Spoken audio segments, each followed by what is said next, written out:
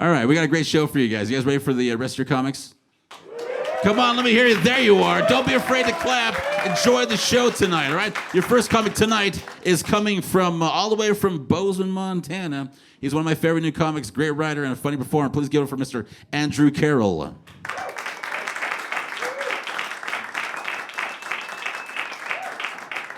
Hello. Clap if you made a New Year's resolution this year. Awesome. One person is not okay with who they are. If you made a New Year's resolution this year, if it was like to lose weight and you gave up on it, you don't have to really give up on it. Here's how you can cheat the system. You go to Walmart, you buy a pair of pants that are about 4 or 5 sizes too big, and you post a picture to Facebook of you holding them up so people already think you've lost a ton of weight. You do the same thing next year, but you have to buy bigger pants.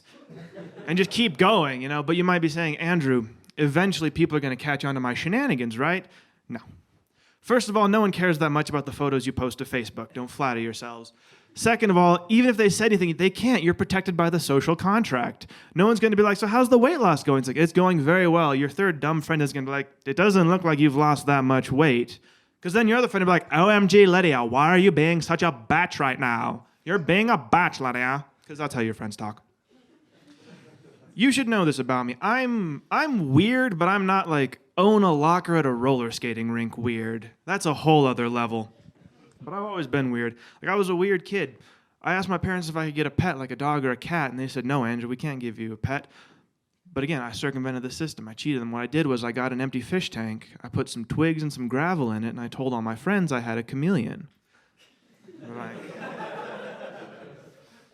I'd be like, Andrew, I don't see a chameleon in there. I'd be like, that's because it's a really good chameleon. Any chameleon you can see is a crappy chameleon. Don't buy it. So I teach in Bozeman, which should frighten you, that people entrust their children into my care. But it's a cool gig. Most of the kids are pretty cool. I've been described by several people as a TILF. It stands for teacher I'd like to learn from, don't worry. There's multiple reasons I could. I don't know.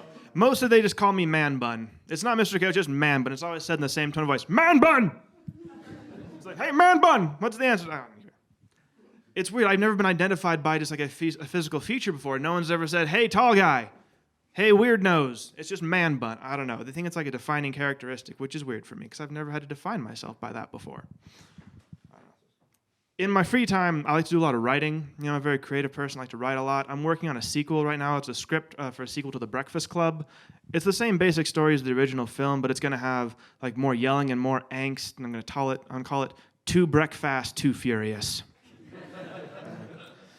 I'm also working on a script for a Broadway play. It's kind of a dark story. It's about a serial killer, a very violent serial killer who realizes that his urge to kill stems from these feelings of inadequate masculinity.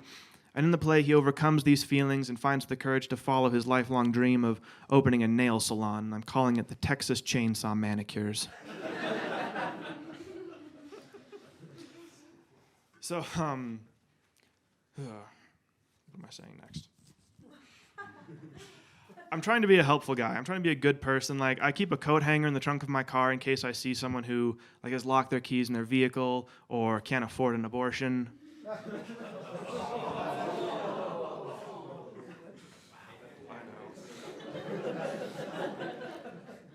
On that note, I'm single, in case you couldn't tell.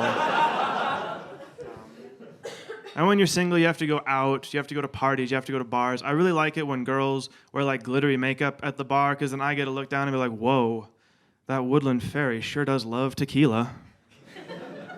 It's always my first thought. I used to drink a lot, like too much. I've cut back on that now. Like I found out the hard way that mixing grape juice and Everclear doesn't make wine. In principle, it's the same thing. In reality, what happened was like I got a little too crazy and I thought the Earth's temperature was rising and that we were all going to die. I mean, it is and we are, but I thought it was happening a lot faster. I was like, it's 120 degrees in March? What are we going to do? Turns out I was just looking at a digital clock. And let me tell you, that was a load off my mind. So I'm going to leave you with this. I also deliver pizzas, and I did something at work that I think everyone should do. I determined which of my coworkers is most likely to go postal. Stay with me, it's funny. I think it's a good thing to know, so I know to always be polite and courteous to that guy. And I think people should do that. Like, if you work with a group of people, figure out which of them is most likely to snap. But be careful, because if you can't figure out who it is, it's you by default. You may be wondering, how do you know that? Well, here's how I know that. Your coworkers have spent their morning making phone calls, compiling reports, doing their job. You've been sitting at your desk thinking, which of these people is most likely to kill me, and what are my odds of killing them first? They've been productive while you've been blurring the line between self-defense and premeditated murder. So it's definitely you. Thank you, guys. My name is Andrew Carroll.